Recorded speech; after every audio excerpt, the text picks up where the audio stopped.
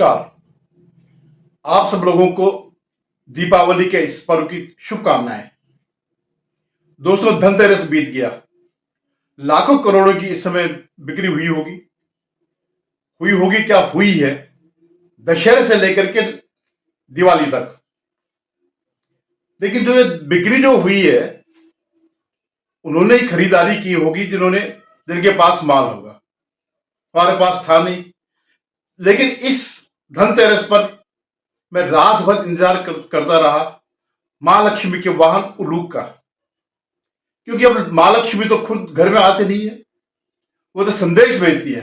जैसे आज आप व्हाट्सएप चेक करते हैं किसी का क्या संदेश आया है, वैसे ही अब उल्लू को देखना पड़ता। उल्लू तो नहीं कहेंगे, उल्लूक कहेंगे। तो जैसे बाहर कोई खटपट होती थी, मैं दौड़ करके दरवाजे पर जाता कि शायद उल्लूक आ गए हैं, कोई मैसेज लेके आ गए। ऐसा हुआ नहीं। सारी रात में जागता रहा और लेकिन उल्लूक आए नहीं। जब भी मैं दरवाजा खोलता तो देखता जो बाहर रंगोली बनी हुई है, एक नरखड़ बिल्ली आकर के उसको डिस्टर्ब कर रही है, उसको जो है खराब कर रही है, दरवाजा खोलते ही भाग जाती थी। लेकिन उल्लूक नहीं आए। अल्टीमेटली जो है उसके बाद जागते जागते रहने के बाद मुझे अचानक झपकी आ गई। तो झपकी में जब मैं आया तो उल्लूक देवता के दर्शन हो गए। उन्होंने कहा, भाई तुम रात भर सोए नहीं, किसका इंतजार कर रहे थे? मैंने कहा, प्रभु मैं आपका इंतजार कर रहा था। उन्होंने कहा, मेरा क्यों? मैंने कहा, लक्ष्मी के वाहन आप ही हैं, आप ही मैसेंजर है, आप ही हमारे लिए व्हाट्सएप ऐप की तरह जो है मैसेज आता है कि हाँ मां लक्ष्मी की आप पर कृपा बरसने वाली है। तो उल्लूक ने जो मुझे जवाब दिया, मैं अभी तक उससे व्यथित हूं, घायल हूं। उन्होंने कहा, असली उल्लू अगर कोई है तो तुम हो। मैंने कहा, भाई कैसे? उल्लू तो आप हैं, आपके सब पूजा करते हैं, मां लक्ष्मी के साथ आपको भी उतना ही सम्मान मिलता है, बल्कि ज्यादातर सम्मान तो इन्हीं को मिलता है, उल्लू को मिलता है, क्योंकि मां लक्ष्मी को वही लाते हैं।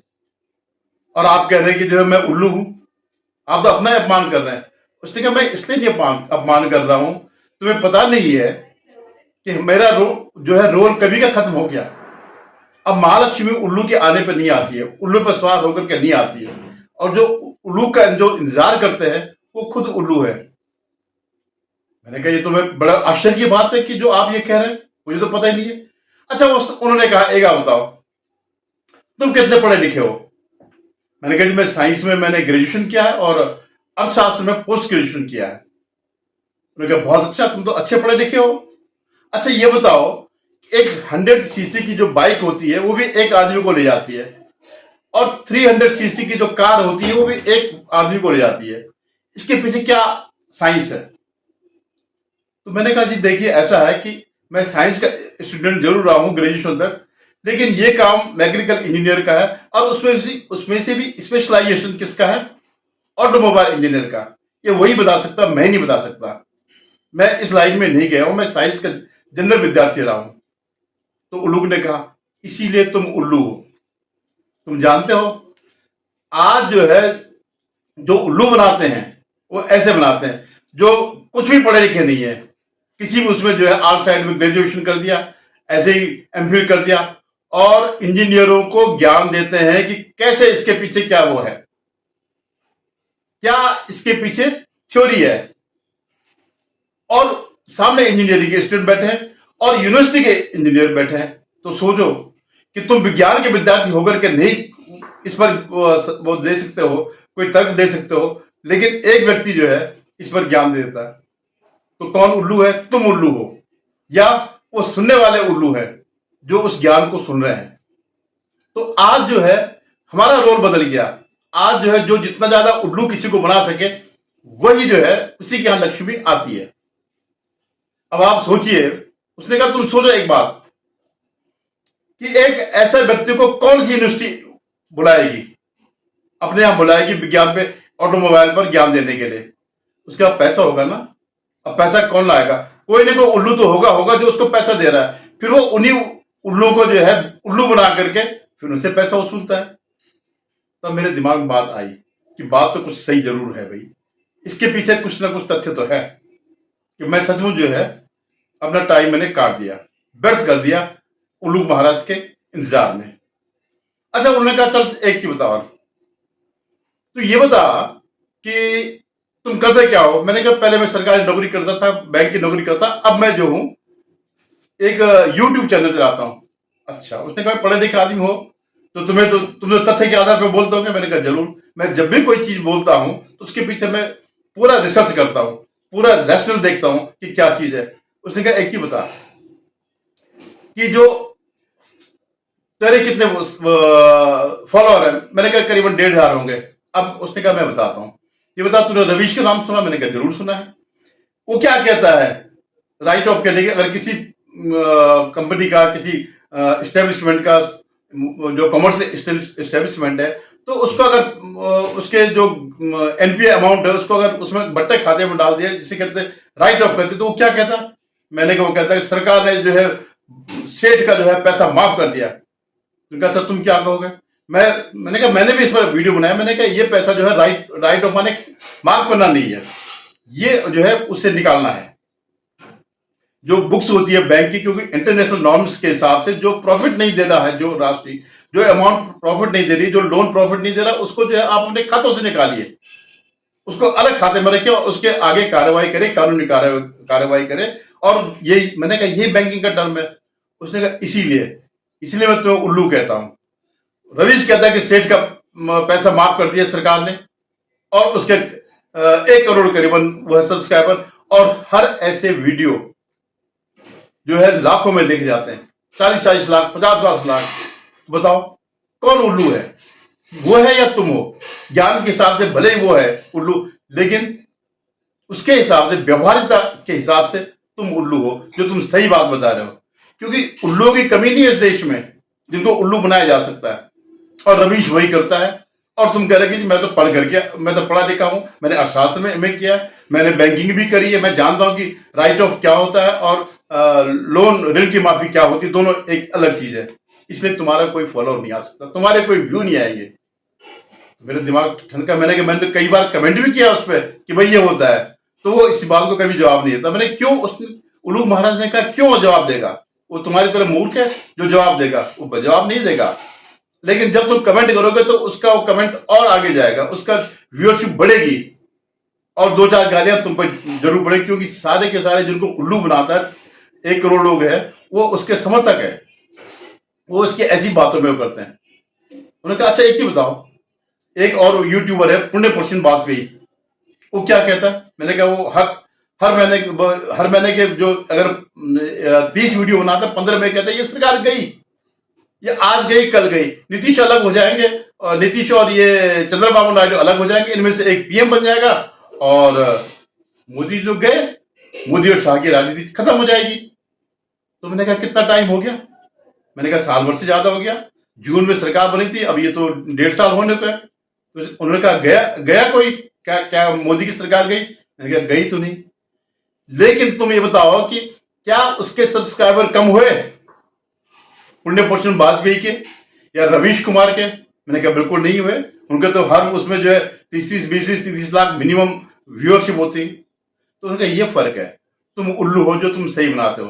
तुम अगर 4 गालियां मोदी को दे दो, 4 गालियां इस सरकार को दे दो कि यहाँ की अर्थव्यवस्था चौपट है, तो तुम्हारे भी चलेगा।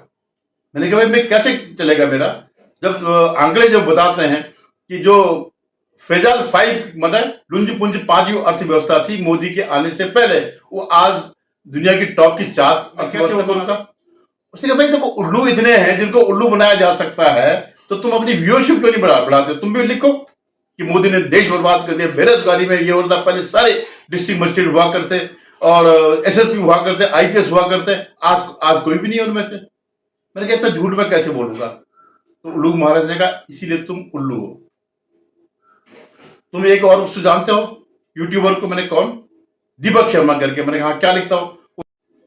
मैंने कहा जो दीपक शर्मा का वो है चैनल, वो हर दूसरे तीसरे वीडियो में यही कहता है कि अब जो है ये जो 2 गुजराती हैं, 2 गुजराती से मतलब उसका होता अमित शाह और नरेंद्र मोदी से, महात्मा गांधी और सरदार वल्लभ भाई पटेल से नहीं होता, क्योंकि वहां तक उसने पढ़ा ही नहीं। तो वो कहता बस ये जो सुप्रीम कोर्ट अब इन 2 गुजरातियों की राजनीति खत्म कर दी, और ये कहते कहते वो जो है 10 साल निकल गए। उन्होंने कहा क्या गई उनकी वो। मैंने कहा गई तो नहीं, वो तो दिन पर दिन मजबूत होते जा रहे हैं। हाँ, एक बार जरूर 2024 के चुनाव में जरूर उनको झटका लगा है, लेकिन सत्ता में तब भी आ गए। जो उनका गठबंधन था वो सत्ता में आया। तो उसने कहा एक बार बताओ, क्या उनकी कोई व्यूअरशिप में कमी आई? मैंने कहा नहीं। क्यों नहीं आई? मैंने कहा लोग उल्लू है। तो कहने का जब तुम्हें पता है उल्लू है लोग, और इसी के द्वारा वो पैसा जब वो करते हैं, कमाते हैं, जब ये करोड़ों इनकी व्यूअरशिप जाती है, लाखों व्यूअरशिप जाती है, तो इसी से कमाई होती है। तो जो उल्लू है वो उसके साथ है, तुम्हारे साथ कोई नहीं है। तो ये होता ऐसा कहा जाता है, कैसे लक्ष्मी कहाँ जाती है? लक्ष्मी तो वहीं जाएगी जहां उल्लू होंगे। मैंने कहा बात तो आपकी सही है। उन्होंने कहा तुम क्यों नहीं उल्लू बन रहे हो? मैंने कहा भाई मेरी आत्मा जो है झूठ बोलने के लिए तैयार नहीं होती। उन्होंने कहा तुम मोदी का अंधभक्त हो? मैंने कहा नहीं, मैं अंधभक्त नहीं हूं, लेकिन मैं मेरा मोदी पर विश्वास है, और मेरा आंकड़ों पर विश्वास है, और मुझे अपनी आंखों पर विश्वास है, जो मैं देख रहा हूं। अभी मैंने कहा ऑपरेशन सिंदूर में क्या हुआ था, पूरे के पूरे वो कर दिए थे, पाकिस्तान को खड़ा नहीं होने दिया, सांस नहीं लेने दी, पाकिस्तान का मटिया मेटी कर दिया। तो उसने कहा इतनी बताओ, तो राहुल गांधी तो कह रहा था कि इनके इतने जेट गिरे, उतने जेट गिरे। तो मैंने कहा उसके बाद तो फिर और मोदी ने सरेंडर कर दिया। मैंने कहा ठीक है उसने कहा, लेकिन सच तो नहीं, पूरी दुनिया तो नहीं मानती, कोई भी नहीं मान रहा। राहुल गांधी और पाकिस्तान का अस्सी मुनीर और शाहबाज, बेचारा शाहबाज तो कहीं से भी कुछ नहीं है। वो तो उसके तो कनपट्टी पे जो है मुनीर की पिस्टल लगी है, वो तो कुछ भी नहीं हो सकता। नाम का प्राइम मिनिस्टर भले ही हो, भले ही वो नाम का प्राइम मिनिस्टर है, लेकिन वो तो वही बोलेगा तो तोता बना हुआ है, जैसे आजकल राहुल गांधी ट्रंप का तोता बना हुआ है। तो उसने कहा यही फर्क है, तुम सही बोलोगे तो कोई तुम्हें नहीं सुनेगा, क्योंकि तुम्हारे यहाँ उन लोगों की ज्यादा जमात है, इसलिए वो उनको सुनते हैं जो सुनना चाहते हैं। ये फर्क है। निकलो इस उससे। मैं कहा मैं तो नहीं निकल सकता। उसने कहा तब भूल जाओ कि लक्ष्मी कभी आपके यहाँ आएगी। फिर उन्होंने कहा अच्छा एक चीज बताओ कि जो नेता होते हैं वो क्या करते हैं, वो क्या बोलते हैं? मैंने कहा जो तो यही बोलते हैं कि हम जनसेवा करेंगे, आप हमें वोट दीजिए, हम जनसेवा करेंगे। तो कह रहे क्या हो जाती, क्या सबकी गरीबी मिट जाती है? जो जो वो बोलते होता है। मैंने कहा जी उनकी तो नहीं होती है, लेकिन जितने माफिया है सबकी गरीबी मिट जाती है। मैंने तो ऐसे देखा जो जो भूमाफिया होते हैं बरसों तक किनारे थे, लेकिन जैसे नेताजी जीते, जैसे वो सरकार में आए, उन्होंने टोपी पहनी, आर्मी की टोपी, ग्लेस डाउन वाली टोपी पहनी, और वो नेता बन गए। अब वो जनता की नहीं सुनते, अब जनता की नहीं सुनते। अब उन्होंने उनको भी अवसर दिया भूमाफिया को, चलो तुम लोग कब्जा करो, तुम लोग जितना करना चाहो करो, मैं तुम्हारे साथ हूं। बस लक्ष्मी जी मेरे यहां आनी चाहिए, तुम अपना मैसेज लेके आओ, और जो है ये सब हो जाएगा। उन्होंने कहा ठीक है, लक्ष्मी जी तो हमारे पास बैठी हैं, ये लो, हम इस दिवाली में पहुंचा देंगे। उसने कहा ठीक है, और मैं तो फिर राष्ट्रीय स्तर का नेता बन जाऊंगा, 2-4 जगह मैं बुलडोजर चला दूंगा, लेकिन मैं नेता में बहुत बड़ा बन जाऊंगा। तो उल्लू जी ने यही कहा अल्टीमेटली कि तुम उल्लू हो, तुम्हें समझ नहीं है कि कैसे वो किया जाता है, समाज को कैसे देखा जाता है। इनकी तरह सीखो कुछ। अगर तुम चाहते हो कि लक्ष्मी देवी तुम्हारे यहाँ आए, तो इन लोगों से सीखो कैसे लोगों को उल्लू बनाया जाता है। नहीं तो ऐसे ऐसे रहोगे, रोते रहोगे, 1.5 से ऊपर कभी तुम्हारे सब्सक्राइबर नहीं जाएंगे। जिन जिन को व्हाट्सएप भेजोगे उनमें से आधे ही जो है तुम्हारे वीडियो में देखेंगे, और एक न एक दिन तुम्हारा जो चैनल है खत्म हो जाएगा। मैंने कहा धन्यवाद, आपने जो कुछ कहा मैं उस पर चिंतन जरूर करूंगा, लेकिन अमल नहीं करूंगा, क्योंकि मेरी आत्मा नहीं मानती है। मैं उन लोगों का साथ नहीं देना चाहता। धन्यवाद। अगर आप मेरे इस वीडियो को देख रहे हैं तो मेरे इस चैनल को सब्सक्राइब करेगा, शेयर कीजिएगा और कमेंट जरूर करेगा।